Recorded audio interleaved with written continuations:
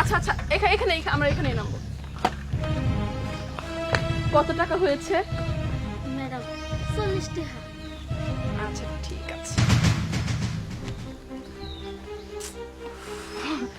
আসলে হয়েছে কি, আমার পার্সটা তো আমি বাড়িতে রেখে এসেছি, আমার কাছে তো অনলি 10 টাকা আছে। প্লিজ আপনি এই 10 টাকাই রাখুন।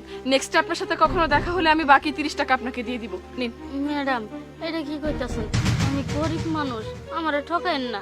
আর আমি কম নিম না টিহা, আমার ন্যায্য পাওনা দেন লাগবো। ও এখন আমি কি ওয়েট আন্টি, আপনি এক কাজ করুন, আপনি এটা রাখুন। এটা হচ্ছে বিদেশি টাকা, 5 ইউরো। আপনি যদি কনভার্ট করেন বাংলাদেশি টাকায় 10,000 টাকা পাবেন। আপনি এটা রেখে দিন আর আমাকে যেতে দিন প্লিজ, আমার কাজ আছে। কি কইতাছেন ম্যাডাম? এটা তো কাগজের কার্ড, কাগজের কার্ড দিয়ে আমি কি করবো? দেখেন আমি গরিব মানুষ, আমারে ঠকাইন না। আমার লগে বাটপাড়ি শুরু করছেন তাই না? আমি কাগজের কার্ড নিম না, আমার টিহাই দেন। ওফো, আপনি এটা রাখুন তো, আমাদের টাইম কিল হচ্ছে। কি যে বাটপাড়ি শুরু করছে, কি যে যেমন আইলো, কাঠ কাগজ দিয়ে কয় বিদেশি টেহা। এটা দিয়ে আমি কি করবো? এই পাঁচ রাস্তায় যাবেন? হ্যাঁ ম্যাডাম যামু।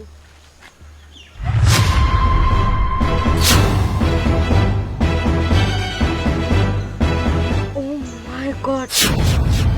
আচ্ছা, আপনি এই 5 ইউরো কোথায় পেলেন?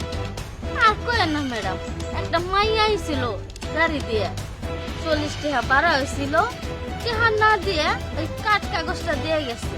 এখন ওই কাঠ কাগজ দিয়ে কি করবো কোন তো? আরো কি কই গেল জানেন ম্যাডাম?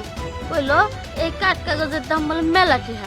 কোনছে এটা দিয়ে আমি কি করবো? হ্যাঁ, উনি তো ঠিকই বলেছে, আপনি যদি এই কার্ডটা ভাঙাতে পারেন অনেকগুলো টাকা পাবেন।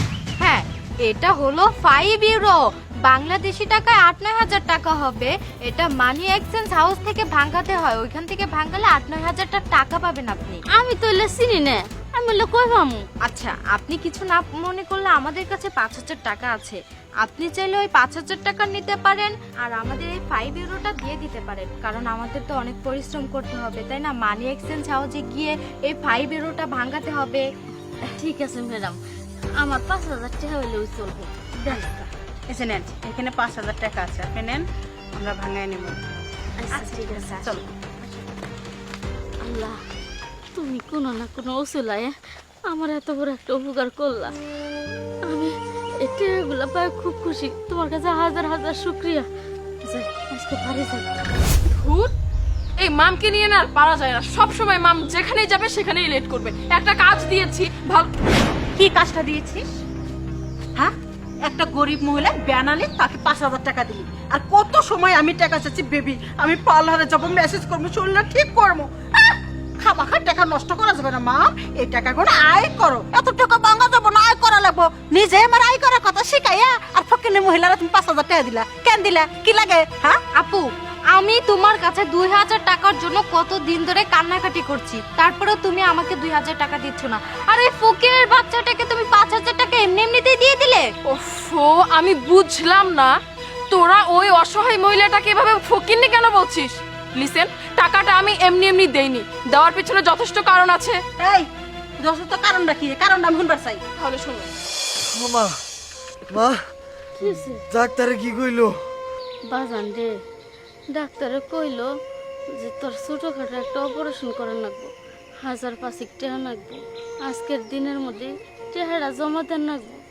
আমি তাই চিন্তা করতেছি এতগুলা টেহা, 5,000 টাকা আমি কইতো না জোগাড় করবো। থাক মা, তোমার চিকিৎসা করার জন্য টাকা লাগবো না। আর চিকিৎসা করে কি করবা? আমি এমনি সুস্থ আছি, আমার চিকিৎসা করা লাগবো না।